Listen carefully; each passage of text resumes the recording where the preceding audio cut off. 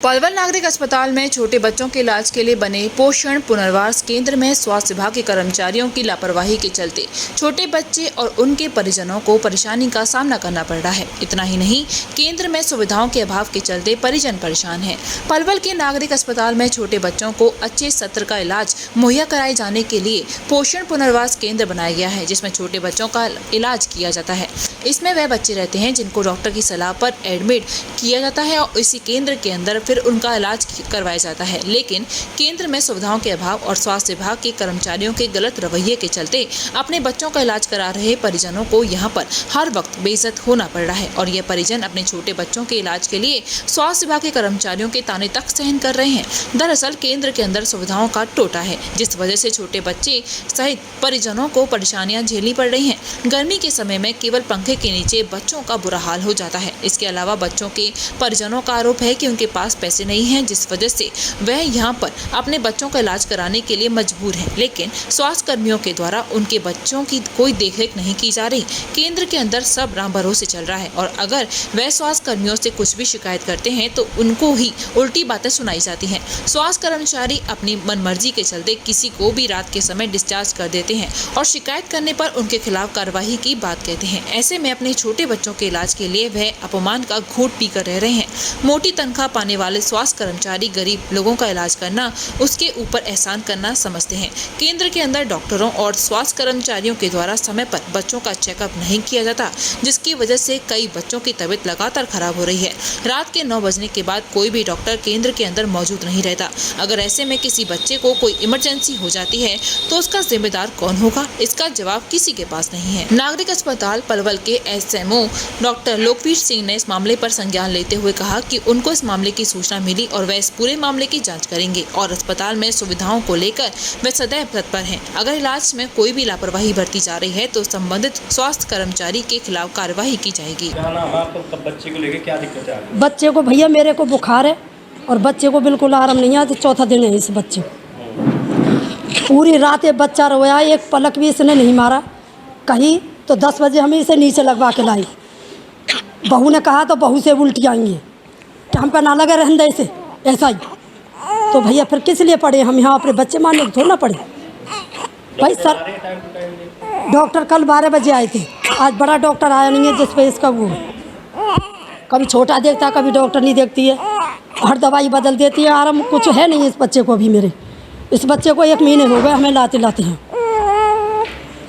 थोड़ा कैंसुल करते हैं भैया तो जब ये हमें डांटते हैं, जब में फ़ोन कर देते हैं डॉक्टरों के पास तो डॉक्टर हमारी छुट्टी करा देते हैं।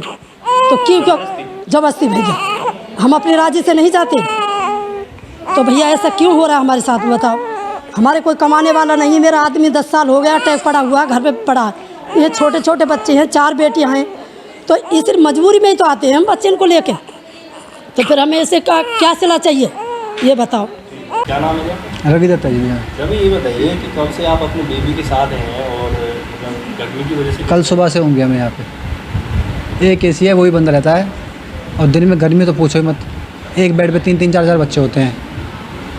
ये तो मजबूरी है, पैसे है नहीं इसलिए यहाँ पर रखना पड़ रहा है, नहीं तो प्राइवेट में रखते हैं अपने बच्चों को। रात में 9 बजे के बाद कोई ट्रीटमेंट नहीं है, सब चले जाते हैं, कोई नहीं रहता है यहाँ कोई डॉक्टर नहीं ना। तो फिर गर्मी में किस तरह से बच्चे को संभालते हैं आप लोग? अगर रात को कोई दिक्कत हो जाए फिर उसके लिए कोई नहीं है भैया देखने वाला रात में।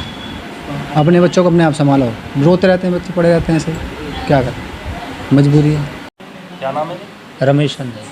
रमेश जी, ये बताइए कि कब से आप अपने बच्चे को लेके यहाँ, किस तरह के हालात? 17 तारीख से मैं यहाँ पे हूँ सुबह से, और काफ़ी गर्मी है। मेरे को रात 9:30 बजे डिस्चार्ज करके भगा भी दिया था इन्होंने, ट्रीटमेंट नहीं कर। फिर सुबह आज मैं आया हूँ, बड़े डॉक्टर से मिले हूँ और सुबह फिर दोबारा एडमिट करी बच्चे। एक बेड पे 2 नहीं रहते, झट भगा दे मेरे को। 9:30 बजे डिस्चार्ज करके रात को मैं अपने बच्चे को पैदल लेके गया था गाँव के लिए। फिर आप सुबह लेके आए? सुबह लेके आया। मैं विकलांग इंसान हूँ, कहाँ भगे डोलूँ बच्चे लेके। क्या बोल के डिस्चार्ज किया था? डिस्चार्ज ये बोला था इसकी मम्मी खाना लेके आई थी, काफ़ी हमारा होगी। मैंने कि अब तो रात में कहाँ जाएगी, सुबह चले जाइए और रात में तो यहीं रोड जाओ। उनकी 2 बंदे नहाएंगे यहाँ पे, एक जना घर जाओ। मैंने खुद रिक्वेस्ट की, मैंने कि रात में इस लेडीज़ को मैं कहाँ भेजूँ।